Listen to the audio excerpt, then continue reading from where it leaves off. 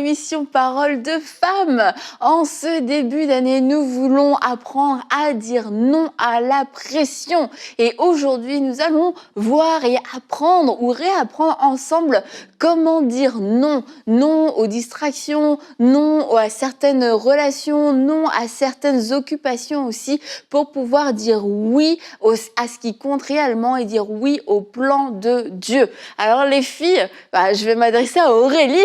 Aurélie, oui, ça c'est ça. Et je devine ce que tu vas dire. Sais-tu dire non, Aurélie? Bon, là, tu m'as posé la question. Je pensais que tu allais dire que Aurélie dit facilement non. Non, je te laisse l'exprimer toi-même en tes propres mots. Oui, je pense que je sais dire non. Est-ce que c'est difficile pour toi de dire non? Ça dépend. Ça dépend? Oui, ça dépend. En fait, moi, personnellement, je sais dire non parce que il y a des choses qui, pour moi, c'est évident que je ne le ferai pas. Il y a des choses, c'est plus difficile.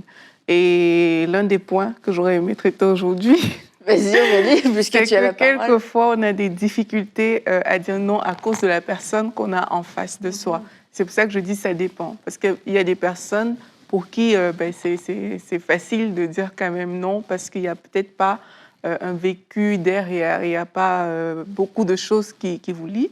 Mais il y a d'autres personnes mais parce que la personne a posé certains actes dans ta vie, parce que la personne représente quand même quelqu'un d'important pour toi, mais ce sera plus difficile à ce moment-là de dire non. Et c'est pour ça que parfois, il faut faire la part des choses. Hein. Il faut se dire, OK, malgré peut-être que cette personne est quelqu'un que j'aime beaucoup et tout, si la chose que la personne demande va à l'encontre de la volonté de Dieu ou de quelque chose que tu sais que tu dois vraiment faire, mais il faut prendre ce courage de dire, là, je vais dire non pour cette fois-là, mais ça ne veut pas dire que je dirai non. Mais Aurélie, dis-nous la phrase que tu aimes utiliser lorsque tu dis non. Tu sais pas c'est laquelle? Je me rappelle pas. Tu vas dire, non merci, je vous aime. Moi, je vous préfère. Oui, je vous aime bien. Vas-y, dis-le. Je vous aime bien, mais je me préfère. Mais c'est une blague. Hein, et c'est comme ça qu'Aurélie peut décliner toutes sortes de demandes, d'invitations, de toutes sortes de choses. Non, je t'aime, mais je me préfère. Et après, c'est terminé. Moi, j'ai encore jamais eu l'occasion de pouvoir le dire. Je sais pas pourquoi. Je sais pas dire. Si, je sais dire non, mais je dis jamais ça, par contre. Mais c'est pour rire, c'est pas parce que je pense. Ouais. Non, moi, j'ai appris à dire non, mais je suis pas.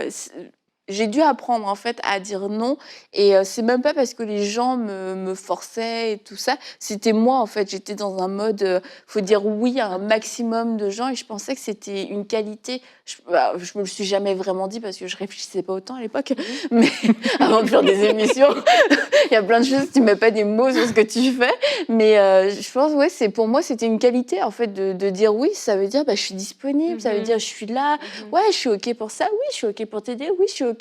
C'est bien quoi, c'est bien d'être comme ça et en fait tu te rends compte, en tout cas moi je me rends compte aussi en vieillissant à quel point le temps est précieux et aussi j'ai plus conscience des choses qui sont importantes, des choses qui sont prioritaires et tu te dis en fait je peux plus dire oui et puis plus tu vieillis normalement aussi dans ta vie et plus tu peux avoir de sollicitations, plus tu vas connaître de personnes aussi, plus tu as d'opportunités de pouvoir dire oui à un tas de choses et tu te rends compte que la gestion que tu as sur ton temps, les choses que tu choisis de faire, ça devient extrêmement restreint. Et c'est pour ça, je pense, je me suis rendu compte à un moment donné, non, en fait, si je dis oui à tout, il y a des choses que j'arriverai jamais à faire. Et puis à la fin de la journée, je me retrouve avec ça devant Dieu et de me dire, oh mince, j'ai pas eu le temps, mais pourquoi t'as pas eu le temps de le faire?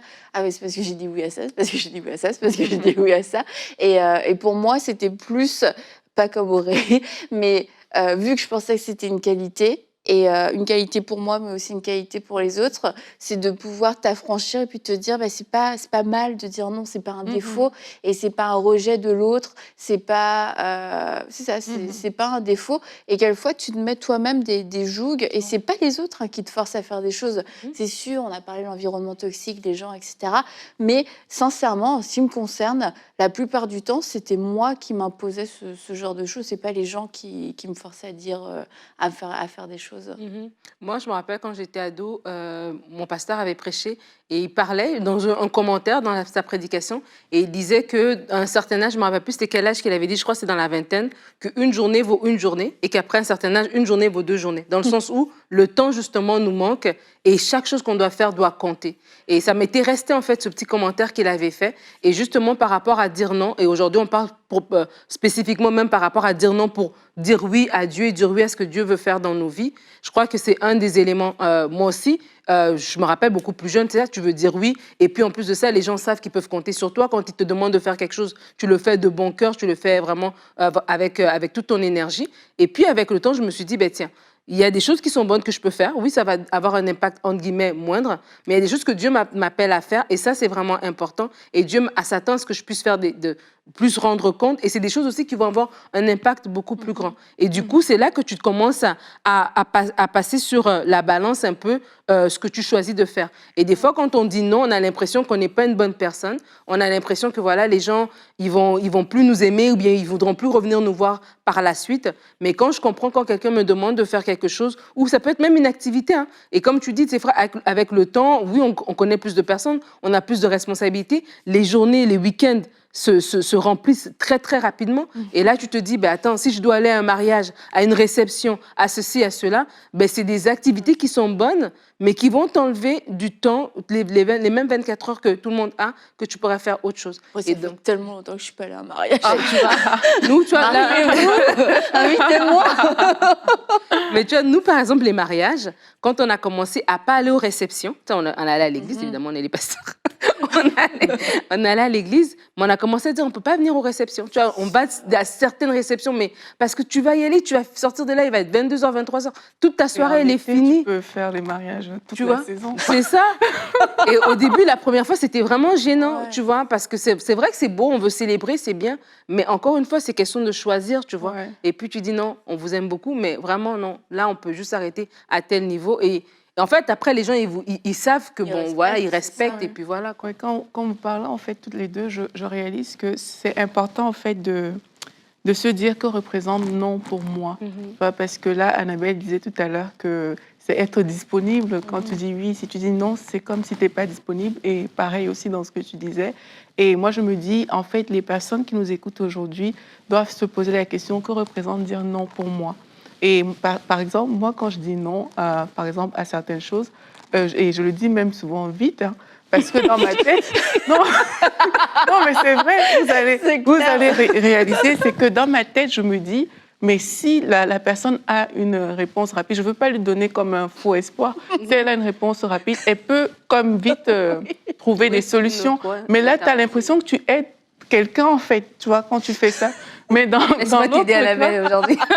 Non, mais c'est vrai. Et dans l'autre cas, tu auras une personne que si elle te dit non, mais c'est vraiment la catastrophe, elle est en train de te décevoir. C'est pour ça que je dis, chacun de nous, on doit se dire que représente non pour moi. Quand je veux refuser quelque chose, qu'est-ce que ça représente pour moi? Est-ce que ça représente que je suis méchante? Est-ce que ça représente que Il y a des gens peut-être qui vont dire non plus par caprice, pas parce qu'ils ont vraiment un agenda, juste parce que voilà, c'est non.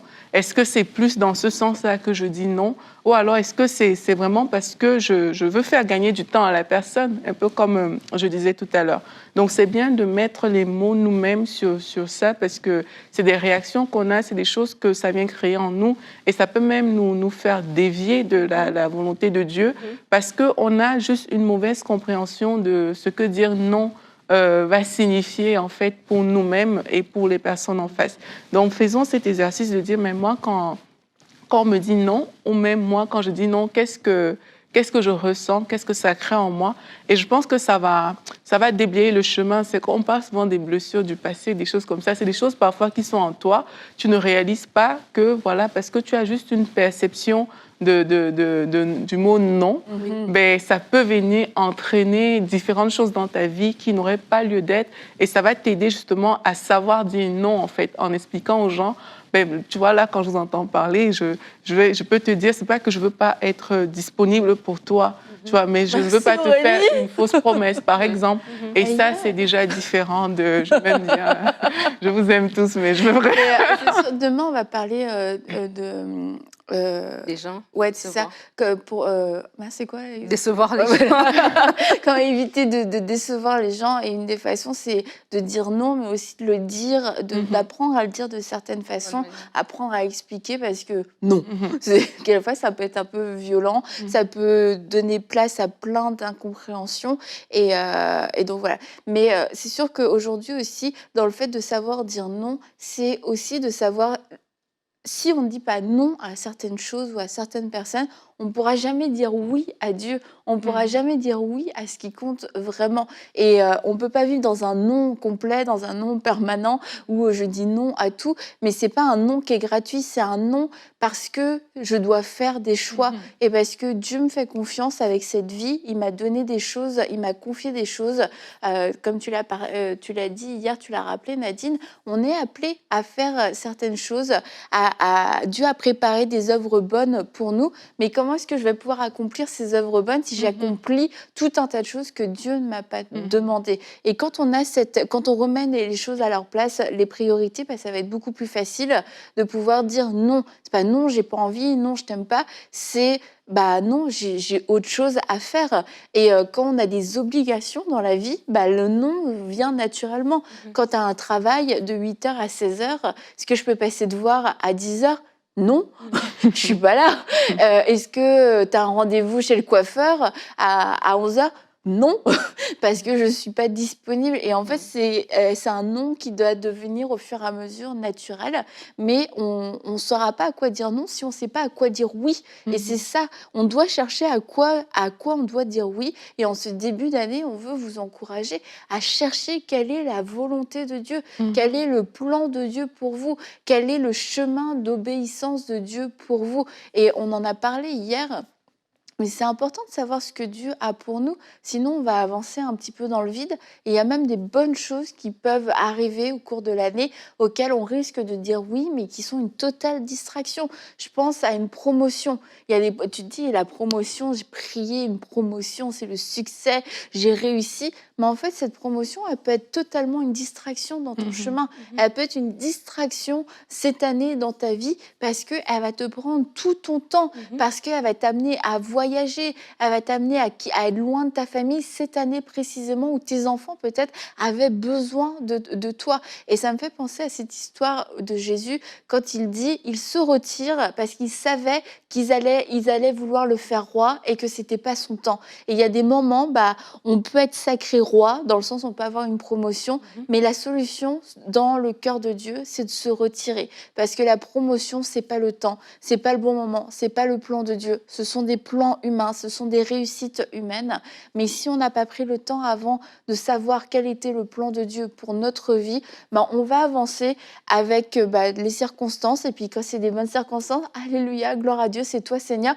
Mais toutes les bonnes choses ne viennent pas forcément de Dieu. Et on a besoin de pouvoir s'asseoir et de pouvoir dire au Seigneur, qu'est-ce que tu veux? C'est quoi le oui de cette année? À quoi est-ce que je dois dire oui? Quelles sont les promotions divines? Peut-être que la promotion divine, c'est pas une promotion de salaire, c'est pas une promotion au niveau de votre travail, ça va être une promotion au niveau de votre service à l'église, ça va être une promotion dans ce que vous allez pouvoir semer dans votre générosité. Et du coup, c'est important de demander à Dieu à quoi je dois dire oui cette année. Et j'ai aimé ce qu'Aurélie a dit tout à l'heure par rapport aux blessures intérieures en disant que des fois, c'est des perceptions, des façons de voir les choses qu'on a depuis, en fait, qui sont tellement ancrées par rapport à comment est-ce qu'on identifie le non. Et ça, c'est vraiment important de se poser la question. Si on a du mal, on parle toute cette semaine de savoir dire non à la pression. Si on a du mal à dire non parce on associe au nom des choses négatives, on associe au nom, voilà, que je ne serai pas là, peu importe, toutes sortes d'émotions, de façons de voir qu'on associe au mot non, c'est important de s'asseoir et important de vraiment bien examiner les choses, parce qu'elle a parlé tout à l'heure que ça va nous amener à dévier si justement on dit oui à des choses que c'est pas ce que Dieu nous appelait à faire, comme tu parles tout à l'heure, tu viens de parler d'une promotion, alors que voilà, c'est une année peut-être que Dieu t'a demandé de te consacrer davantage, ou c'est une promotion, oui, aux yeux des hommes, mais c'est quelque chose qui va t'éloigner du plan de Dieu pour ta vie. Moi, quand vous étiez en train de parler, j'avais dans mon esprit les deux histoires. L'histoire de Saül qui va céder à la pression du peuple et qui va offrir le sacrifice. Et il n'a pas su dire non à ce moment-là. Pourquoi? Parce qu'il avait besoin de l'approbation des gens. Parce que pour lui, non, alors qu'il était roi, alors qu'il avait l'autorité de dire non. Quand le peuple va demander un roi et que Dieu va mettre Saül, il va leur dire, voilà ce que le roi va faire. Il aura plein de droits, en fait. Donc, Saül avait le droit de dire non.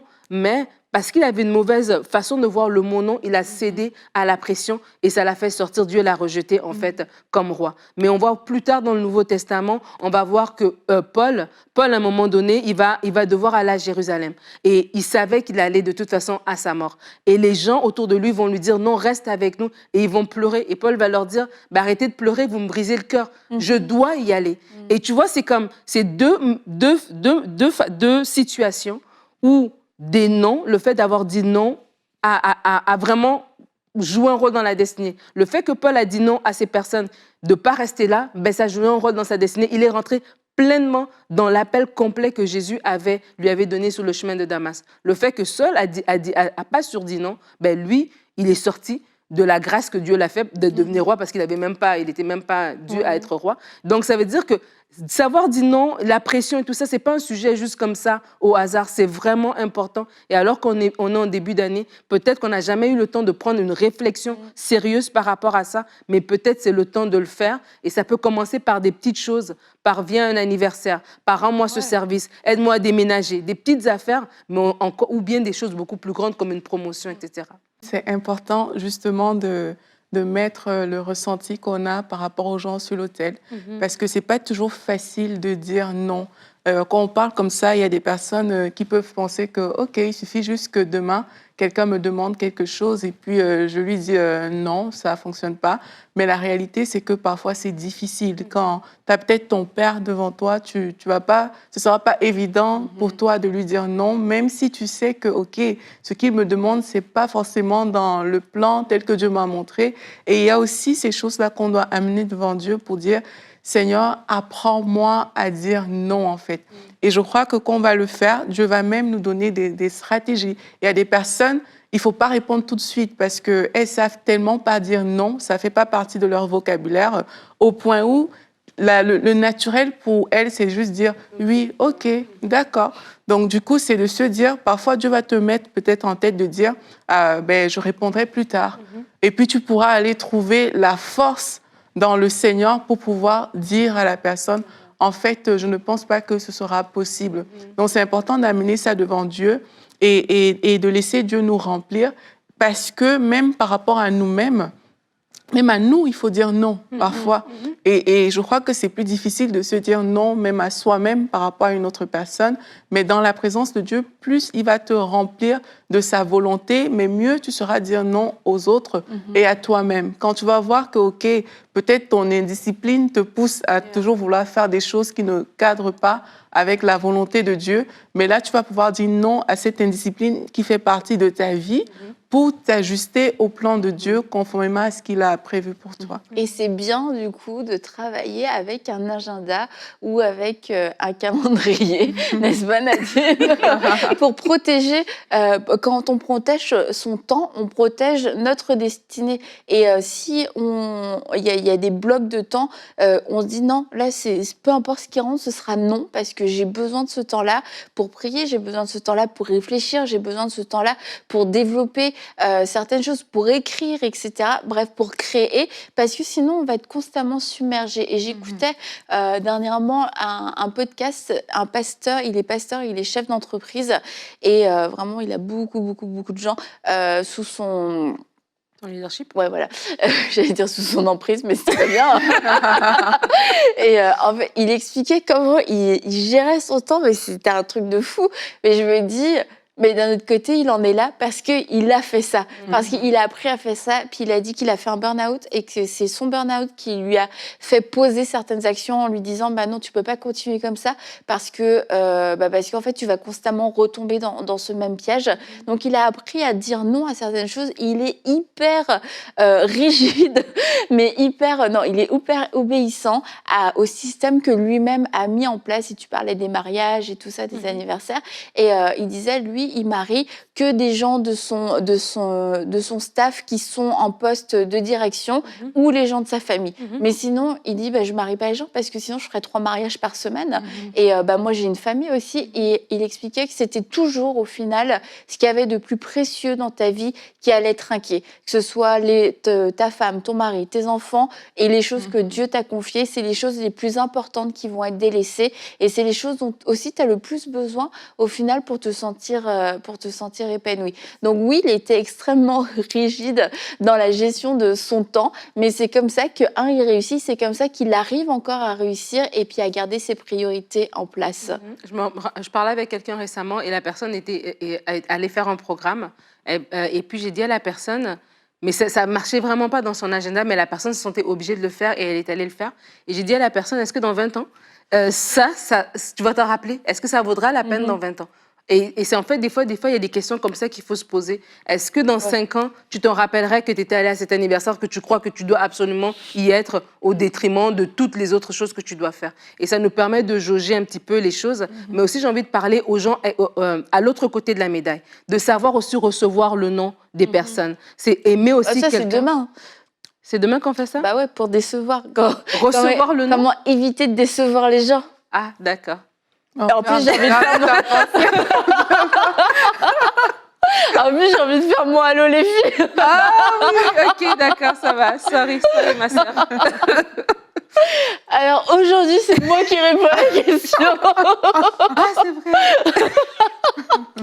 À la question de Estelle en France. Dans Allô les filles, je me rappelle, vous pouvez laisser vos questions. #Allô les filles. Dois-je prioriser mes études ou le service à l'église? Et c'est une excellente question. Et je crois que quand on arrive à se poser ce genre de questions, c'est qu'on n'a pas su dire non à un moment donné au temps où ça aurait été opportun de pouvoir le dire. Et puis on se retrouve souvent à prendre des décisions drastiques et radicales parce qu'on a laissé passer tellement de temps, on a dit oui à tellement de choses qu'on se retrouve peut-être à 1 mois de nos examens et de se dire mais je peux plus tout concilier. Mais en fait, c'était un travail en amont qu'il aurait fallu faire de préparation et d'organisation. Ça n'a pas été fait, soit. Donc voilà, nous sommes au pied du mur. Et ce que je voudrais t'encourager à faire, et puis à tous ceux qui se posent un peu ce genre de questions, études ou travail, par rapport au service à l'église, c'est de trouver un équilibre, de comprendre dans quelle saison on est. Et quand on est, par exemple, dans la saison des études, les études ont une durée déterminée. Ça a une durée déterminée, mais qui va normalement nous donner accès aussi à une provision pour un temps indéterminé. Alors, il faut pouvoir choisir, se dire, le PowerPoint, les chants que je vais afficher ce dimanche à l'église, c'est pas ce qui va non plus me donner un travail, c'est pas ce qui va me donner un salaire. Donc, il faut savoir équilibrer. Oui, mais j'ai envie de servir le Seigneur. On peut servir le Seigneur de tout son cœur, mais ça veut pas dire qu'on sert le Seigneur de tout son temps. Et si on est dans un temps où on est en train de faire des études, c'est de pouvoir trouver un équilibre. Je veux servir le Seigneur parce que c'est important, parce que ça fait partie de ma marche chrétienne, mais je veux peut-être pas le servir comme je le servais avant, quand j'avais beaucoup de temps libre, quand j'avais toutes mes soirées. Aujourd'hui, la quantité de travail est beaucoup plus importante, donc je vais trouver un équilibre et je vais m'organiser avec le département dans lequel je suis pour pouvoir concilier les deux. Donc maintenant, la priorité, ça reste Dieu. Premièrement, ça reste Dieu. Et quand on est dans un temps d'études, quand on est dans un temps de préparation, les études, c'est une préparation. Et quand on est dans ce temps de préparation, c'est important de pouvoir s'y consacrer avec sérieux et de ne pas prendre le service pour l'Église soit comme une excuse, un prétexte, mais c'est pas et ni comme un piège pour pouvoir échouer à ses examens. Seigneur, moi je m'occupe de tes affaires, toi tu t'occupes des miennes. C'est pas sage, ok? Donc la réponse, c'est juste trouve un équilibre et va communiquer avec les personnes de ton Église pour pouvoir faire en sorte que ça fonctionne. Mais on ne devrait pas en fait dans la vie se retrouver à se demander est-ce que je dois choisir entre mon service à l'église et mes études. Les deux sont conciliables parce qu'il y a plein de services à l'église qui ne demandent pas non plus 40 heures semaine. Il y a plein de services qui demandent juste la présence le dimanche, peut-être une petite préparation dans la semaine, et c'est une question d'organisation. Donc voilà, Nadine, tu voulais ajouter quelque chose sur ce? Non, elle ne veut plus parler, Nadine. Non, Nadine. Non, mais ce que tu dis par rapport au service et au travail ou aux études par rapport aux jeunes, je crois que c'est très important aussi parce qu'on parle de savoir dire non, mais on parle aussi de la pression. Et on sert aussi parce qu'on aime Dieu, et on sert en sachant que notre service est agréable, on sert Dieu et non les hommes.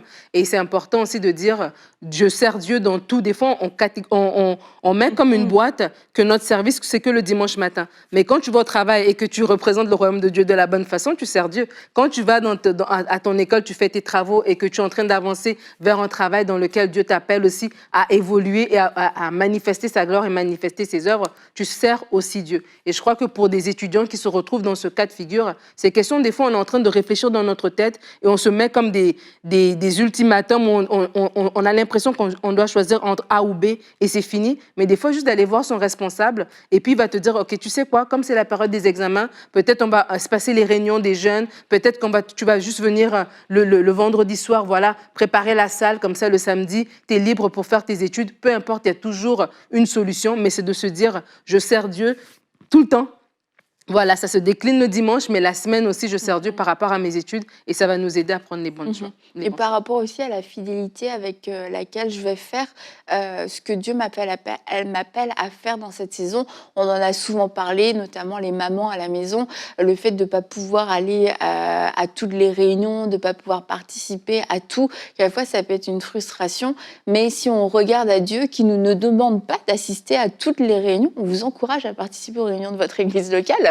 Mais c'est pas non plus une obligation, c'est pas un joug religieux, c'est pas ce qui détermine notre communion avec Dieu. De notre communion avec Dieu devrait ressortir le désir de participer aux activités et aux réunions. Mais maintenant, Dieu ne nous met pas un joug supplémentaire en nous obligeant à aller à toutes les réunions et puis en disant je vais moins t'aimer si tu vas pas. Il y a des saisons de notre vie comme les saisons des études, les saisons des enfants en bas âge où on peut pas être partout, on peut pas tout faire. Et je pense aussi à des gens, vous avez des postes à haute responsabilité, vous êtes des chefs d'entreprise, vous avez énormément de personnes sous votre leadership et en fait, toutes ces personnes-là dépendent de vous, des décisions que vous allez prendre et vous ne pouvez pas non plus être partout, vous ne pouvez pas être forcément à l'accueil, aux offrandes, à la modération, au PowerPoint, etc., etc.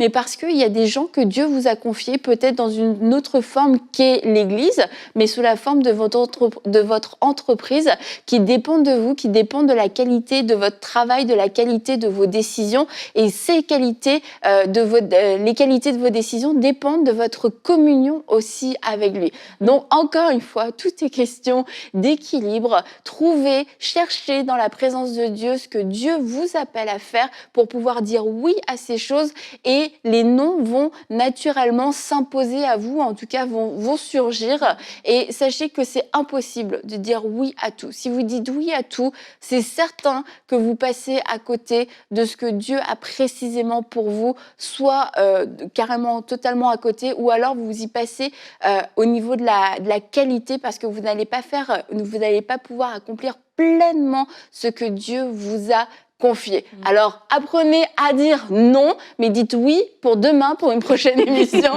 de Paroles de Femmes. Ça, c'est important.